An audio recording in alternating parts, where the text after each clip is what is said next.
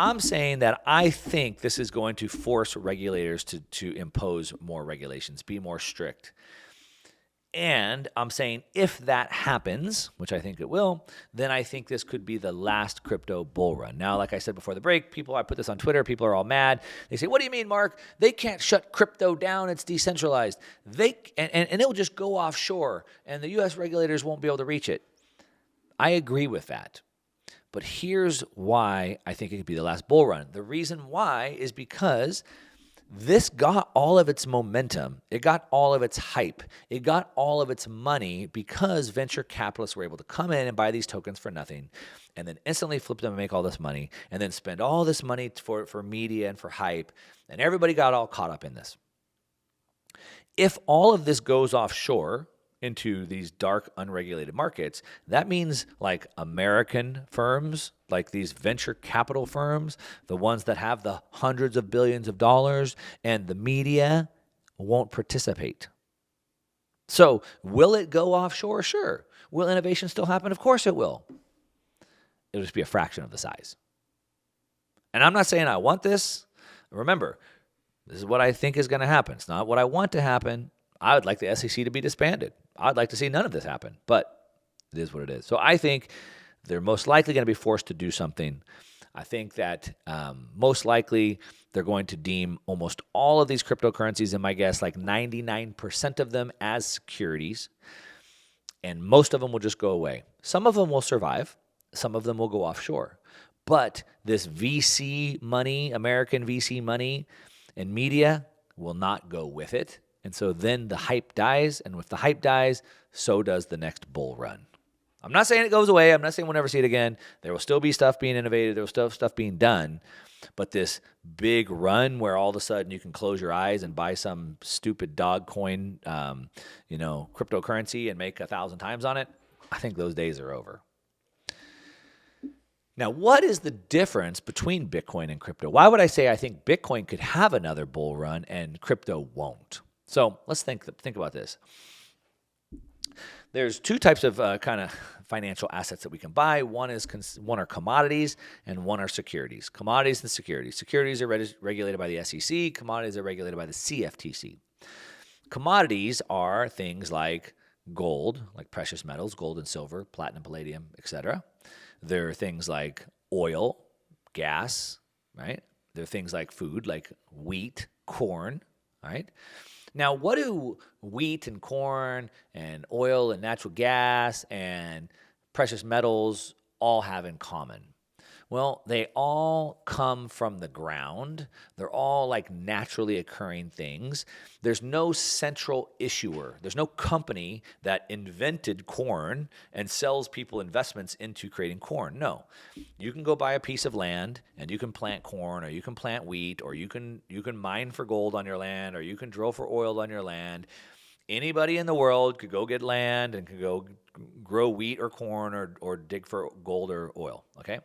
And then no matter where in the world I grow wheat, wheat's wheat. It's fungible. No matter where I dig for gold, if I dig for gold in China or the U.S., it's still gold. Okay? So that's commodities. Securities are different. Securities are companies. Securities, secured interests in companies. So a company starts, we're going to create this software, and we're going to raise money. And you can buy a share, a stock, a security in this company, because in the future we're going to do these things or whatever. It's a big difference. A company versus a commodity. So Bitcoin is a commodity. The SEC has been very clear about this. They said unequivocally, Bitcoin is a commodity. And the reason why is Bitcoin has no company.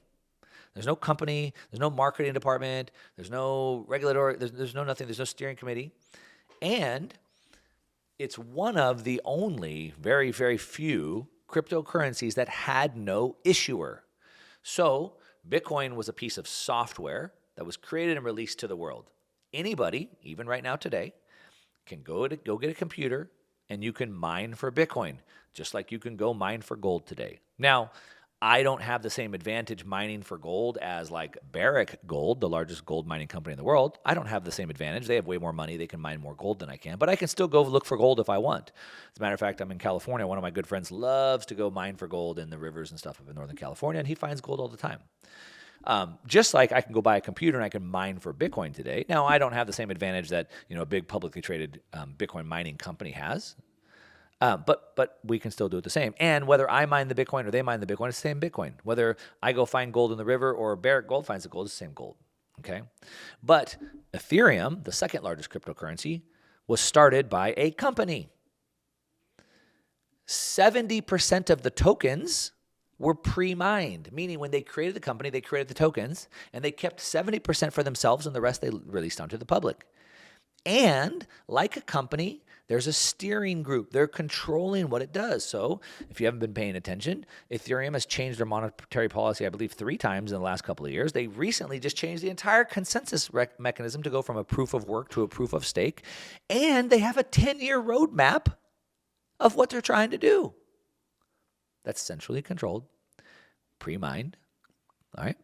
Now, take Cardano, take whatever, XYZ token, I don't care. They're all basically the same. There's a group of people that control it. Now, but it's decentralized governance. Okay, call it what you will. That's up for the SEC to decide. But they issued the tokens. So only Bitcoin is a commodity. Now, I believe Monero and Litecoin and Siacoin, I think. So maybe there's like 3 other ones that didn't actually have a issuer as well. All the other ones had issuers, okay? And so that's a big difference. And so SEC has already said one is a commodity. All the rest are still open for interpretation. If they say they are securities, then they have to be regulated securities. Now, this doesn't mean they go away. Now, we have securities all day. All these companies are securities. There's just a high bar there. You can't create tokens from thin air.